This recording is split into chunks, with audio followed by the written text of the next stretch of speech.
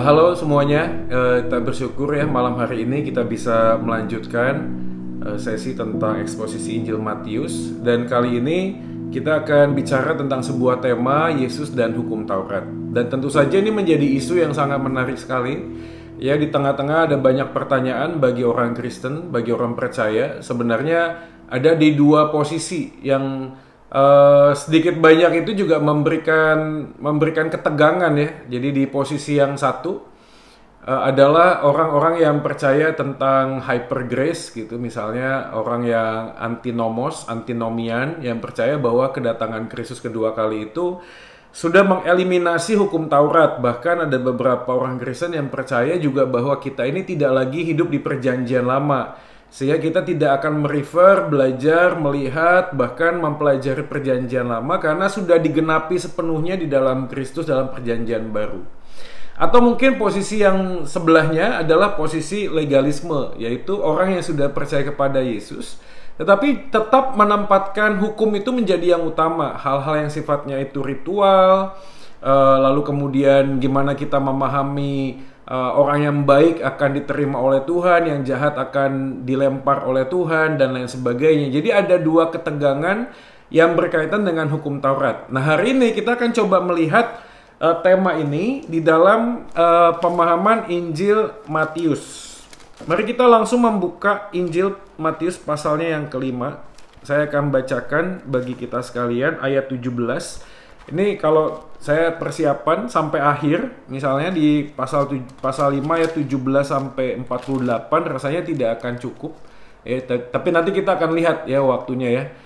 Tapi kita hari ini akan membaca sampai ayatnya yang ke 26 saja ya. Injil Matius 5 ayat 17 sampai 26. Demikianlah firman Tuhan.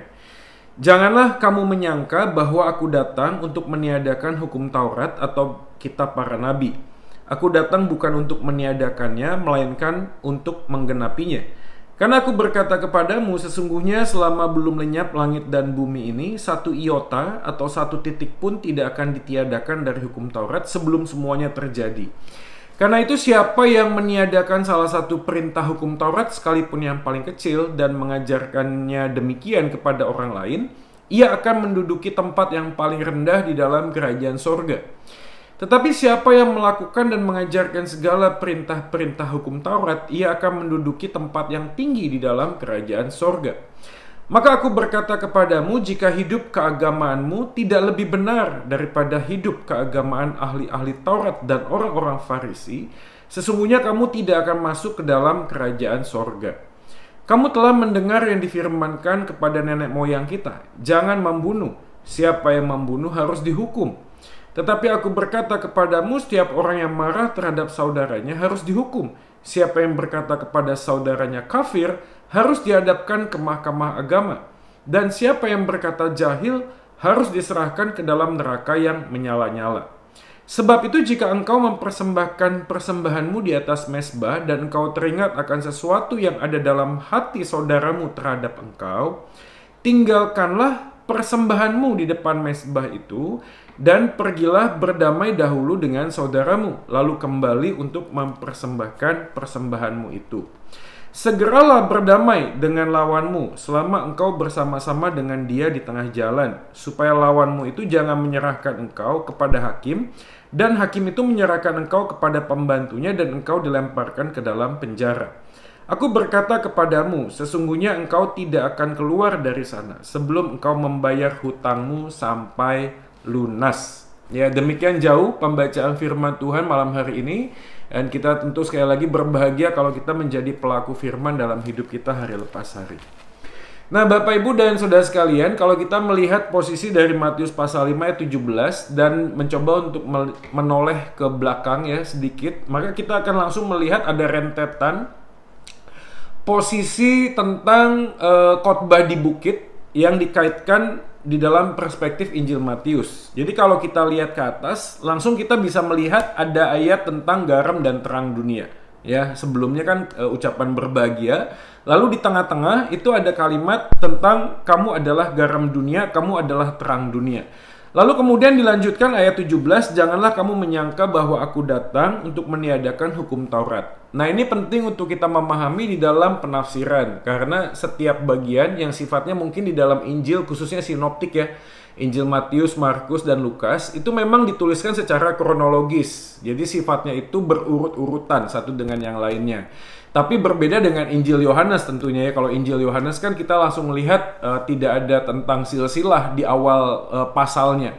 Tapi kalau kita melihat Injil sinoptik Matius, Markus, dan Lukas, itu memang sifatnya kronologis. Maka penempatan ayat yang ke-13 ketika Yesus berbicara tentang kamu adalah garam dunia, kamu adalah terang dunia, itu juga mempunyai kaitan tentang bagaimana kita memahami. Janganlah kamu menyangka bahwa aku datang meniadakan hukum Taurat. Dalam arti kata lain, saya mencoba untuk melihat bagian ini sebenarnya bagi orang Yahudi, pemahaman untuk menjadi saksi, menjadi garam, menjadi terang, menjadi berkat bagi bangsa-bangsa adalah sesuatu yang memang sudah menjadi naturnya orang Israel. Jadi orang Israel itu memang dipanggil untuk menjadi berkat bagi bangsa-bangsa. Tapi di ayat yang ke-17 ketika Yesus berkata, jangan kamu menyangka aku meniadakan hukum Taurat, menjadi berkat bagi bangsa-bangsa itu harus dipahami dengan sebuah konteks bagian yang utuh, yaitu melihat relasi kepada Tuhan, Jehovah, itu menjadi dasar dan fokusnya. Kalau menjadi garam dan terang tanpa sebuah pemahaman yang jelas tentang hukum dan kasih karunia, maka apa yang dilakukan menjadi berkat bagi bangsa-bangsa itu akan menjadi bumerang kepada dirinya sendiri. Jadi seakan seperti ini misalnya gambarannya. Kita itu diminta untuk menjadi baik kepada orang lain melihat kita itu baik. Tetapi di sisi yang lain, pada saat kita melakukan kebaikan, kita mengalami sebuah tekanan, sebuah pressure, sebuah tidak ada otentisitas. Kita merasa bahwa menjadi baik itu adalah sebuah paksaan karena berkaitan dengan hukum tadi. Maka coba saya kasih contoh di Ulangan pasal 10 ayat 12 sampai 13. Firman Tuhan berkata demikian. Maka sekarang hai orang Israel, apakah yang dimintakan daripadamu oleh Tuhan Allahmu selain dari takut akan Tuhan Allahmu, hidup menurut segala yang ditunjukkannya, mengasihi Dia, beribadah kepada Tuhan Allahmu dengan segenap hatimu, dengan segenap jiwamu, berpegang pada perintah dan ketetapan yang kusampaikan kepadamu pada hari ini supaya baik keadaanmu. Jadi platform tentang garam dan terang dunia itu tidak akan pernah bisa terlepas dari bagaimana memahami hukum Taurat, perintah-perintah Tuhan, dan bagaimana motif kita untuk mengerjakan dan mentaati perintah itu. Karena kalau kita mentaati perintah Tuhan itu dengan sebuah tekanan supaya menjadi garam dan terang dunia, itu pasti membuat kita beban gitu loh. Ya, Bapak Ibu bisa paham ya? Kamu adalah garam dan terang dunia, tetapi cara kita untuk menjadi garam dan terang dunia itu dengan cara sebuah paksaan untuk mentaati hukum. Jadi pada saat yang sama kita sendiri jadi tertekan tuh untuk menjadi garam dan terang. Kita tidak seperti natur kita menjadi garam dan terang, karena kita nggak menikmati memahami perintah hukum Taurat itu tidak dengan perspektif yang jelas, yang benar. Sehingga ada ketakutan, ada banyak orang yang menjadi orang Kristen tuh bukan menjadi sukacita, tapi menjadi sebuah tekanan. Nah, oleh karena itu, ayat yang ke-17, Tuhan Yesus langsung membuka kalimatnya, janganlah kamu menyangka bahwa aku datang untuk meniadakan hukum Taurat atau kitab para nabi. Aku datang bukan untuk meniadakannya, tetapi untuk menggenapinya. Sekali lagi, Bapak Ibu sekalian, saya harus merefer ini supaya kita punya satu sudut pandang yang jelas. Yaitu, ini dalam perspektif orang Yahudi bicara tentang sesuatu yang menjadi hal normatif bagi orang Yahudi. Bagian dalam hidupnya. Tapi kalau kita melihat hukum Taurat dan kitab para nabi, itu tidak serta-merta semuanya itu berkaitan dengan hal-hal hukum yang berkaitan vertikal ke atas. Betul sih memang, semuanya tentang Tuhan, tetapi ada aspek-aspek sosial, aspek relasi di dalam lingkungan mereka. Maka Bapak Ibu harus memahami hukum Taurat itu dibagi dengan 3 hal pembagian. 1, hukum Taurat itu berkaitan dengan moral law, hukum moral. Makanya ada banyak hal yang berkaitan dengan jangan membunuh, jangan mencuri, dan lain sebagainya. Tetapi hukum Taurat dan kitab para nabi itu secara utuh juga bicara tentang hal yang sifatnya seremonial. Makanya pada waktu kita masuk kitab Imamat, itu semua banyak penjelasan tuh. Kalau membawa korban harus seperti ini, apa yang dilakukan oleh korban itu, bagaimana membawanya, apa yang harus dilakukan, dan lain sebagainya secara detail dijelaskan. Yang ketiga adalah apa yang sifatnya itu yudisial, yaitu berkaitan dengan kewarganegaraan. Jadi inilah menariknya orang Yahudi. Karena pada waktu kita bicara tentang Yudaisme, agamanya orang Yahudi, itu tidak pernah lepas dari hal-hal yang sifatnya itu politik sebenarnya. Hal tentang pemerintahan. Ya, makanya pada waktu kita bicara tentang raja pertama, yaitu Saul, kita lihat sendiri di Alkitab bahwa yang pertama kali Tuhan nyatakan ketika mereka minta raja adalah respon Tuhan itu seperti sakit hati. Sebenarnya yang ditolak adalah diriku gitu loh. Kenapa kok diriku, kata Tuhan? Karena itu menggambarkan sebelum ada raja yang nyata secara fisik ditahbiskan menjadi raja, pada dari awal mereka keluar dari perbudakan, yang menjadi raja itu adalah Tuhan itu sendiri. Ya. Jadi teokrasi langsung. Tapi begitu masuk ke dalam pemerintahan raja-raja ini, maka nampak sekali bahwa ada hukum-hukum yudisial yang memang termaktum di dalamnya. Contoh, Imamat pasal 24 ayat 16 dikatakan demikian. Siapa yang menghujat nama Tuhan, pastilah ia dihukum mati dan dilontari dengan batu oleh seluruh jemaah itu. Nah, ini kalimatnya menarik. Baik orang asing maupun orang Israel asli. Jadi itu penempatan kewarganegaraan tuh jelas gitu loh. Jadi pada waktu akan dilakukan hukum yudisial ini, akan dicek tuh KTP-nya, ya, KK-nya, dicek dulu tuh. Ini orang mana nih, orang asing atau orang Israel asli atau lain sebagainya. Ya. Dan bila ia menghujat nama Tuhan, haruslah dihukum mati. Jadi Bapak Ibu Saudara sekalian, di awal kita bisa paham nih, ada moral law, ada hukum moralitas, ada hukum seremonial berkaitan dengan mereka itu datang menghadap Tuhan, memberikan persembahan dan lain sebagainya. Tapi juga ada hukum yang sifatnya yudisial, itu berkaitan dengan pemerintahan. Nah, pada waktu kita bicara tentang ayat 17, janganlah kamu menyangka aku datang untuk meniadakan hukum Taurat, itu bagian yang mana sebenarnya? Yang kita harus tegaskan adalah moral law, hukum tentang moral, itu adalah penyataan tentang atribut kekudusan ilahi. Sebagaimana kita memahami apa yang tidak boleh dan yang boleh, itu menunjukkan tentang atribut ilahi. Maka nanti kalau kita loncat ke ayat ke-48, ya, penutup dari pembagian tentang hukum Taurat, kalimatnya begini. Karena itu haruslah kamu sempurna, sama seperti Bapakmu yang di sorga adalah sempurna. Jadi ini gambaran tentang penyataan diri Allah. Nah, pada waktu Yesus mengatakan aku datang bukan untuk meniadakannya, tetapi untuk menggenapinya, itu bicara tentang bagaimana Yesus yang adalah Tuhan itu sendiri yang mampu untuk melaksanakan apa yang menjadi sifat dan atribut ilahi tersebut. Efesus pasal 2 yang ke-14 dikatakan demikian. Karena dialah damai sejahtera kita yang telah mempersatukan kedua pihak dan yang telah merubuhkan tembok pemisah, yaitu perseteruan. Sebab dengan matinya, Yesus maksudnya, sebagai manusia, ia telah membatalkan hukum Taurat dengan segala perintah dan ketentuannya untuk menciptakan keduanya menjadi satu manusia baru di dalam dirinya, dan dengan itu mengadakan damai sejahtera. Untuk memperdamaikan keduanya di dalam satu tubuh dengan Allah oleh salib, dengan melenyapkan perseteruan pada salib itu. Jadi Efesus pasal 2:14, Paulus dengan sangat jeli sekali, dengan sangat jelas sekali, itu memberikan sebuah gambaran bahwa pembatalan hukum Taurat, ya, dengan matinya Yesus sebagai manusia, artinya adalah tuntutan Allah untuk menjadi sempurna dan kudus sesuai dengan atribut keilahiannya, dengan semua hal-hal yang sifatnya moralitas, itu hanya bisa dituntaskan, diselesaikan di dalam Kristus. Maka Yesus mengatakan, bukan hukum Tauratnya hilang, bukan hukum Tauratnya tidak lagi berlaku, tetapi apa yang disampaikan di dalam hukum Taurat itu sudah lunas dibayar oleh Kristus.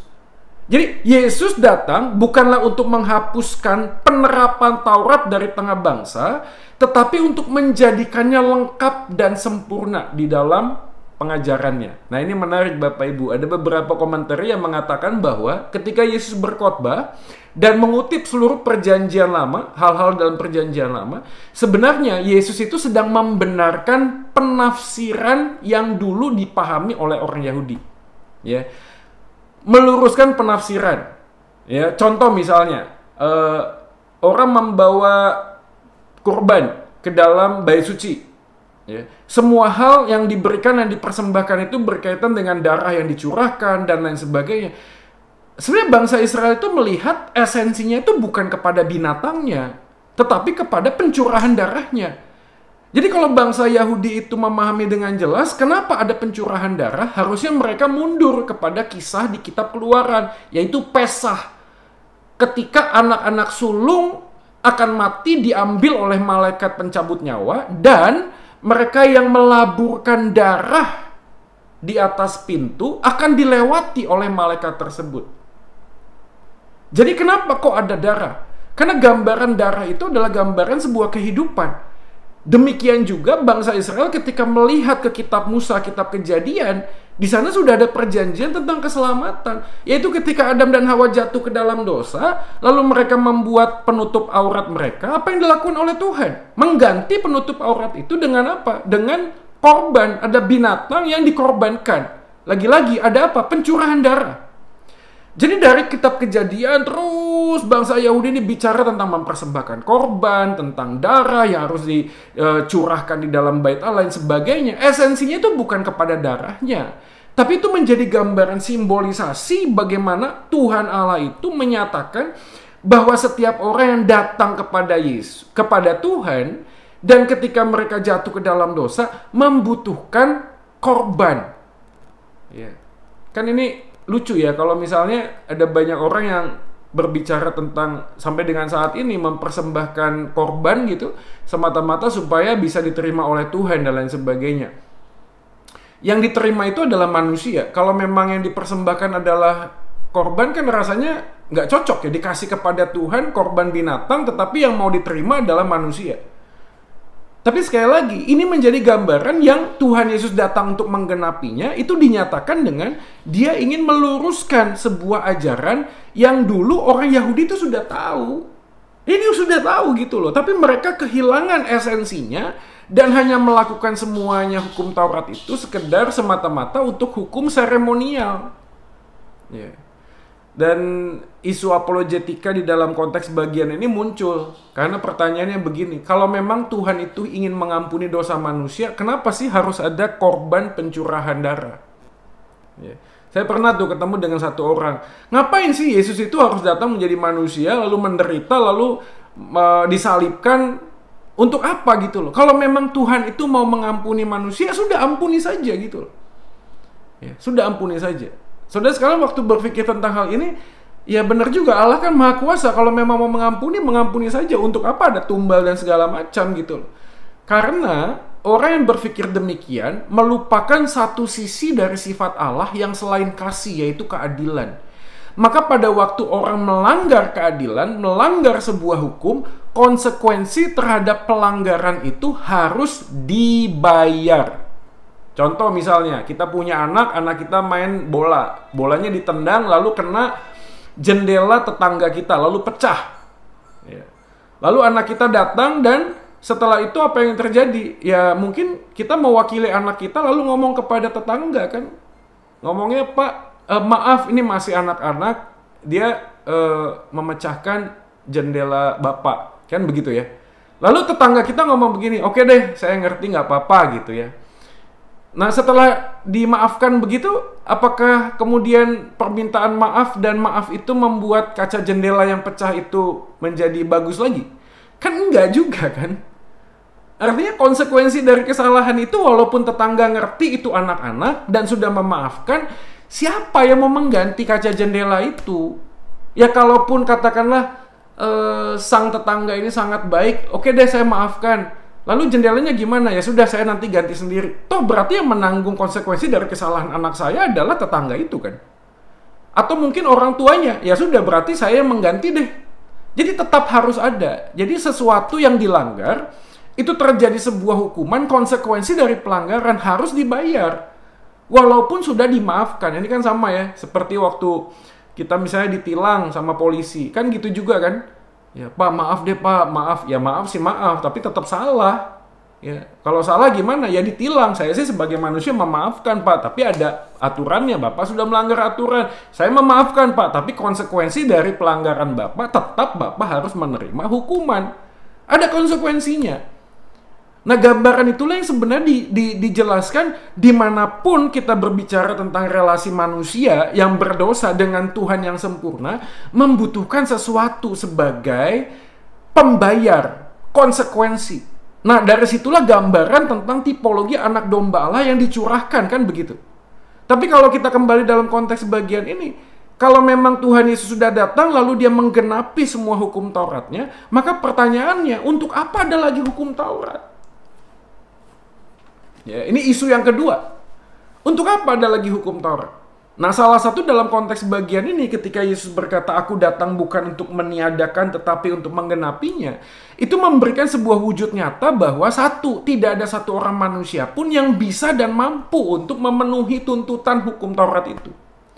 Tetapi hukum Taurat itu tidak hilang karena Tuhan sudah menggenapinya, tapi justru hukum Taurat itu menjadi sebuah gambaran kepada kita yang sudah hidup di dalam Kristus, bahwasanya begitu mahalnya pembayaran terhadap tuntutan hukum Taurat itu dan sudah selesai oleh Yesus di atas kayu salib, membuat kita ini hidup tidak sembrono, Bapak Ibu sekalian. Tidak sembrono, harusnya kan demikian kan. Begitu besarnya kita memahami kasih Tuhan kepada kita, hukum Taurat ini menjadi sebuah cerminan yang ada di sana untuk mengingatkan kepada kita bukan saja betapa saya tidak mampu melaksanakannya, tapi betapa besarnya cinta kasih Tuhan kepada kita, sehingga pada waktu kita ingin berbuat kesalahan yang kesekian kalinya, kita akan memutar otak kita beribu-ribu kali untuk tidak melakukannya kembali. Pertanyaan pertama hari ini gini ya, maksudnya terlalu biasa hidup di dalam kasih karunia membuat kita itu tidak lagi bisa sungguh-sungguh memaknai tentang pengorbanan Yesus gitu loh. Ya. Padahal kalau kita melihat 10 hukum Taurat saja, katakanlah ya, Yakobus mengatakan jika engkau berhasil tapi hanya gagal satu saja, engkau berarti gagal terhadap semua hukumnya. Gagal terhadap semuanya. Ini kalau saya gambarkan pada waktu khotbah itu seperti satu nila setitik rusak susu sebelanga gitu loh. Karena satu kesalahan saja kita dianggap tidak akan bisa berkenan di hadapan Tuhan. Begitu sulitnya, begitu tidak mudahnya, bahkan mustahilnya manusia, sehingga digambarkan seperti lebih mudah unta masuk lewat lubang jarum. Yesus berkata, murid-muridnya komplain, lalu siapa yang bisa memiliki hidup yang kekal itu? Ya lalu Tuhan Yesus mengatakan bagi manusia mustahil, bagi Allah tidak ada yang mustahil.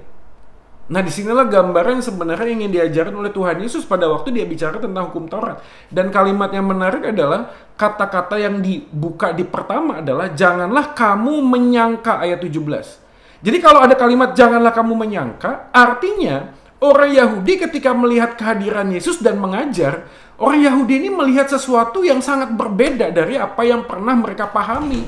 Padahal Yesus ini adalah lahir dari suku bangsa Yahudi. Nah, pada waktu dia mengajarkan sesuatu kok rasanya berbeda. Ada apa? Contoh, Markus 1 ayat 22-27 dikatakan demikian. Mereka takjub mendengar pengajaran Yesus, sehingga mengajar mereka sebagai orang yang berkuasa, tidak seperti ahli Taurat. Mereka semua takjub sehingga mereka memperbincangkannya dan katanya, apa ini? Suatu ajaran baru.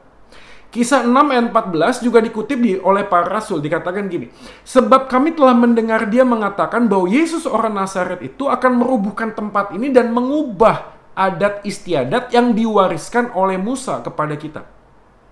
Kisah 21 ayat 21, tetapi mereka mendengar tentang engkau, bahwa engkau mengajar semua orang Yahudi yang tinggal di antara bangsa-bangsa lain untuk melepaskan hukum Musa. Masih banyak sekali sih ayat-ayat yang lainnya yang sebenarnya menggambarkan dan memberikan sebuah pemahaman kepada kita bahwa pada waktu Yesus datang itu, banyak orang menyangka Yesus itu membuat ajaran yang baru.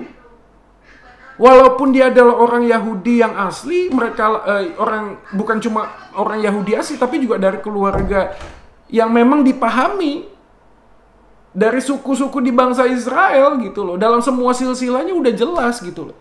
Tapi banyak orang menyangka demikian. Nah, pertanyaannya begini menariknya.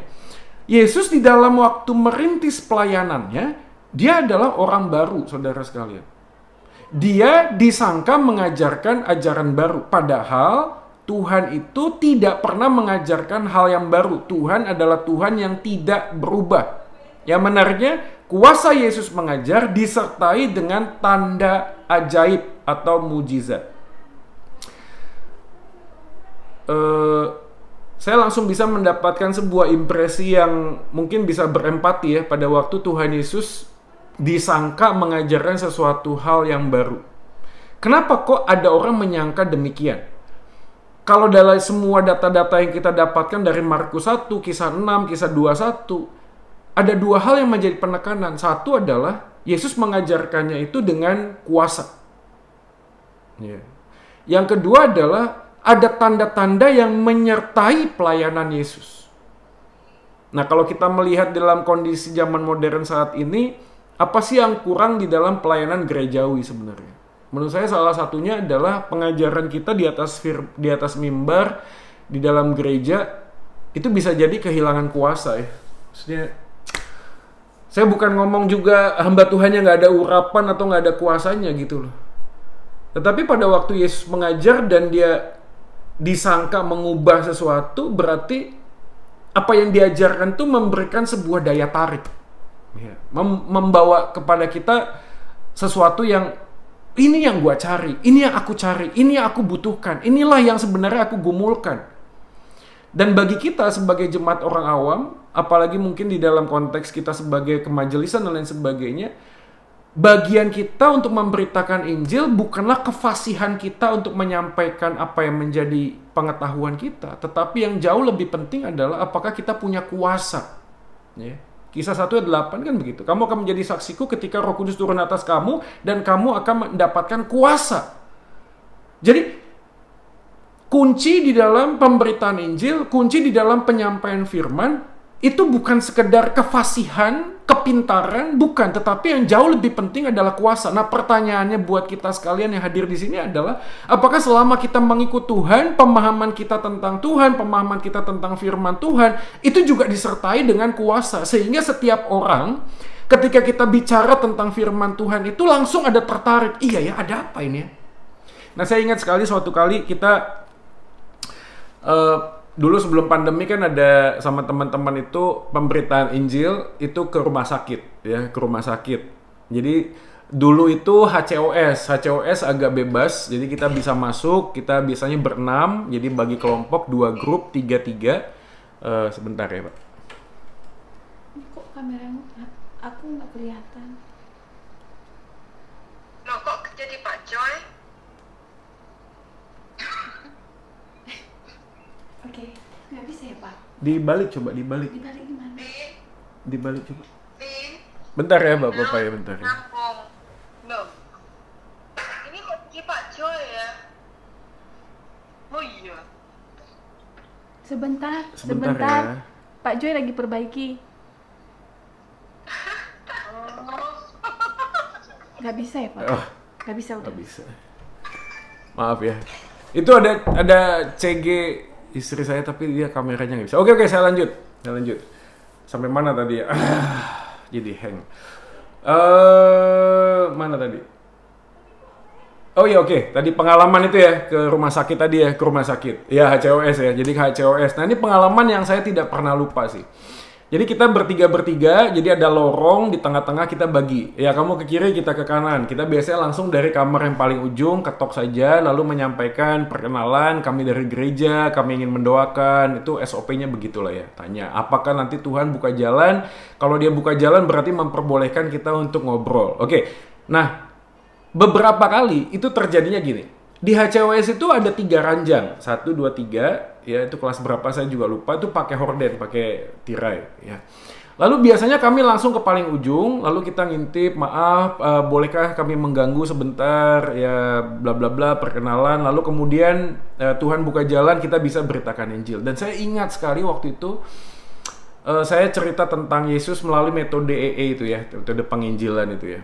Nah, entah kenapa mungkin pada waktu saya menyampaikan firman yang tadinya itu sharing, sifatnya ngobrol biasa, lalu mungkin tiba-tiba kemasukan roh pengkhotbah gitu ya.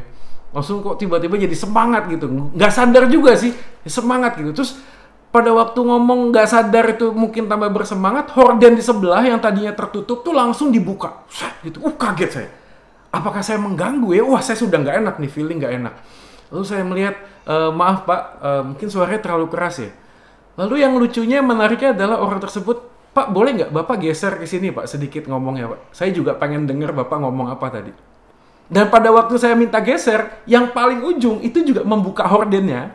Dan orang yang menjaga Bapak yang sedang sakit, itu juga ngomong begini, Pak boleh nggak kami juga ikut mendengar. Itu pengalaman yang saya nggak pernah lupa. Ya, dan pada waktu kita evaluasi, pulang kita berdoa dan kita mengucap syukur untuk kesempatan bisa memberitakan Injil. Saya mengamini apa yang sebenarnya Yesus ini lakukan sebenarnya pada saat itu. Bukan hanya sekedar, jadi gini, kalimat yang Yesus ajarkan itu apakah jelimet sih? Enggak lah, mungkin lebih jelimet saya kalau ngajar itu ya, masih nggak jelas gitu. Kadang-kadang saya banyak ngomong apa orang nggak ngerti gitu.